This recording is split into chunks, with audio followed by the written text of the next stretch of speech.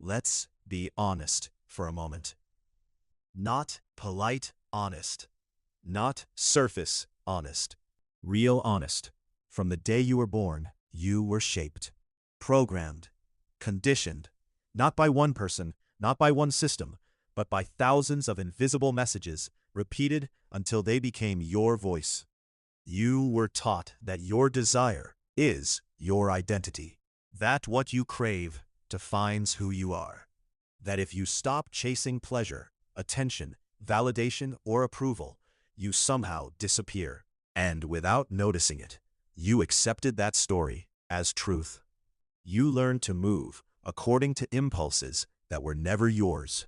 You learned to measure your worth through reactions, through eyes looking at you, through messages lighting up your phone, through compliments, likes, attraction, approval, and slowly, quietly, you became obedient. Not because someone forced you, but because you smiled while doing it. That is the most dangerous form of control. A cage you decorate yourself. A prison you call freedom. Think about it. How many decisions in your life were made because you wanted to be seen? How many times did you choose something not because it was right for you, but because it would make others respect you? How many dreams did you delay because they wouldn't impress anyone immediately? How many paths did you abandon because you were afraid of looking weak, different, or unnoticed? You didn't lose yourself in one moment. You gave yourself away slowly, one compromise at a time, one excuse at a time. And each time, you told yourself it was normal, that this was life, that this was freedom. But here is the truth most people never face. A person ruled by desire is easy to control. A person addicted to validation is predictable. A person who needs pleasure to feel alive will always be dependent. And dependency is the foundation of every system that wants power over you. They don't need to lock your body if they own your mind. They don't need to silence you if you silence yourself by chasing approval. And the most dangerous lie of all is this idea that without constant pleasure, you are nothing. That without sexual validation, attention, recognition, you are empty. Ask yourself honestly, if no one desired you tomorrow, would you still feel valuable? If no one praised you, would you still stand tall? If the answer scares you, it's because your identity was built on something fragile, something external, something that can be taken away at any moment. And when that happens, you collapse. That's not strength. That's addiction wearing a confident mask. This is where everything changes. You don't need to kill your desire. You don't need to suppress it. You don't need to pretend you don't feel it. That's not mastery. That's avoidance. Real power comes from using desire instead of obeying it. This is not about abstinence.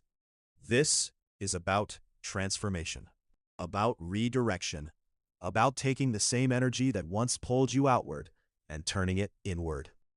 The same fire that made you chase attention can be used to build focus. The same hunger that made you seek approval can be turned into discipline. This is transmutation, and this is what they never teach you. A desensitized mind is not a dead mind. It is not cold. It is not empty. It is a mind that feels deeply, but refuses to be dragged. It burns, but it does not burn itself down. It observes instead of reacts. It chooses instead of obeys. It pauses where others rush. It thinks where others chase. And that pause is power, because a man who does not react to his instincts is unpredictable. And unpredictability is dangerous. Have you ever been in a room where everyone follows the same rhythm, the same impulses, the same behaviors, and then someone walks in who doesn't? Someone calm, silent, unmoved. You don't know whether to fear them or admire them. But you feel it. Something is different. That person is not driven by hunger. They are not trying to prove anything. And because of that, they cannot be controlled.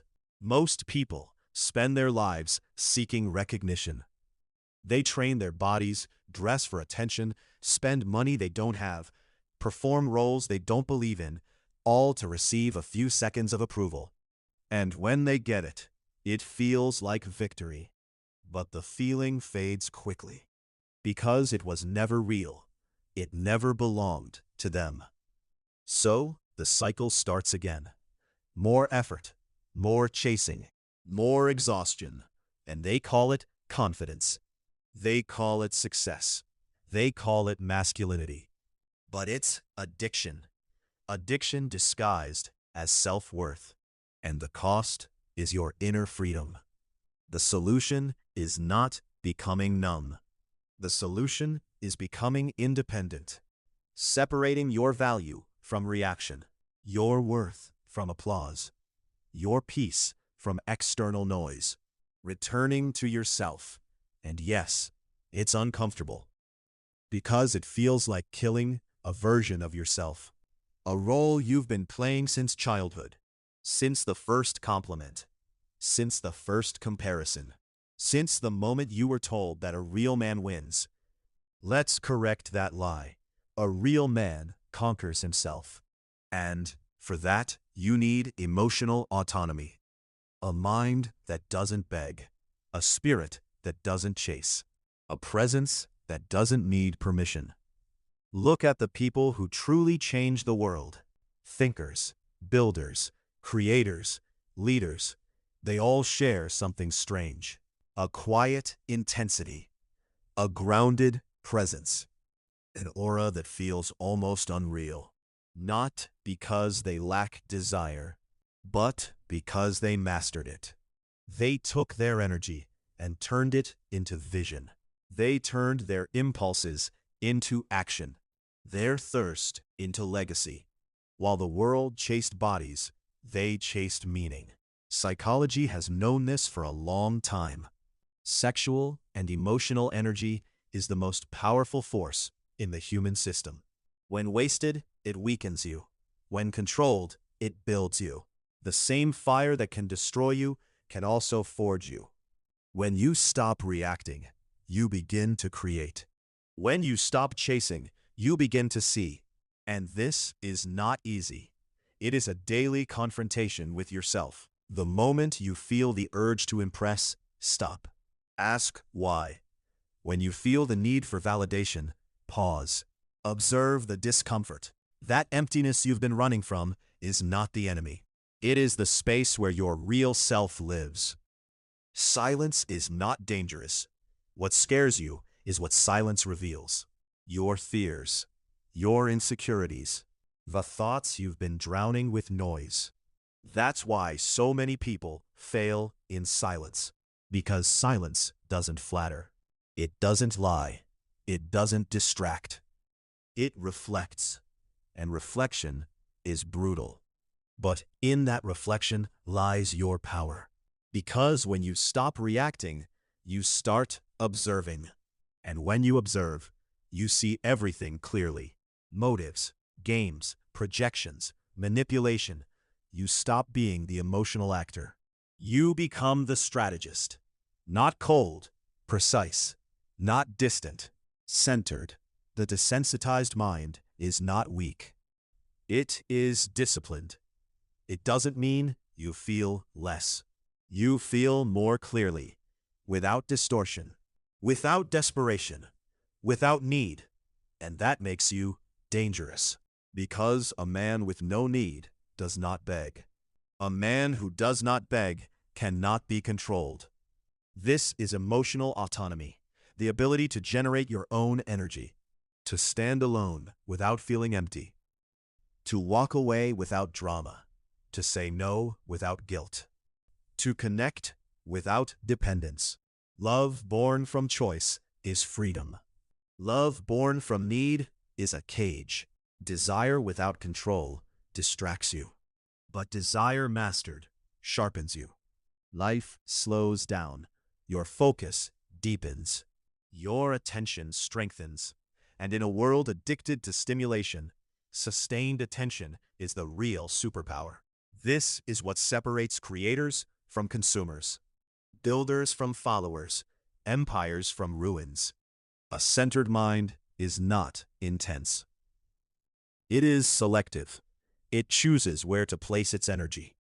And when you reach this state, people feel it. They don't know what it is. They just sense something they cannot buy, fake, or copy. And that unsettles them, because it exposes their own dependence.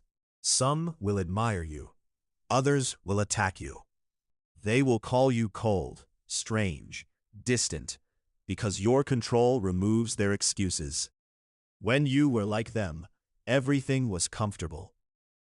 But once you change, their illusion cracks. This path is lonely. It is not celebrated. It is not rewarded immediately. You will lose people, habits, identities, comfort. The price of freedom is leaving behind what no longer fits. But what you gain is clarity, peace, stability, a self that does not need to be rebuilt every morning, a core that does not move when everything shakes. And one day, you will look back and no longer recognize who you were, not because you became better in the eyes of others, but because you became free in your own. The final battle is internal, not against society, not against culture, but against emotional conditioning. The reflex that makes you react without thinking. The voice that tells you you need approval to matter. That voice is not yours. It was installed, and you must silence it. Not with force, not with noise, but with awareness, with presence, with choice. Stand in front of the mirror one day, not to admire your body, not to judge your appearance, but to ask one question: who is in control? If the answer is not you, the work continues. But if you can say, calmly, without ego, without fear, that you are in charge, then you've crossed the line. There is no turning back. This is power. This is freedom. A mind that does not react like an animal, but acts like an architect. A mind that needs no applause because it moves with purpose. A mind that does not chase connection because it is complete. This is not the end. This is the beginning. Applying this daily is where most fail. Understanding gives strength. Living it gives transformation. You will lose things, but you will gain yourself. And from there, you can build anything. Write this in your mind. Those who need nothing rule. If this disturbed you, good. If it kept you awake, even better. That means something inside you is already awake. This was not entertainment. This was a mirror. And now the choice is yours. Return the same, or return free.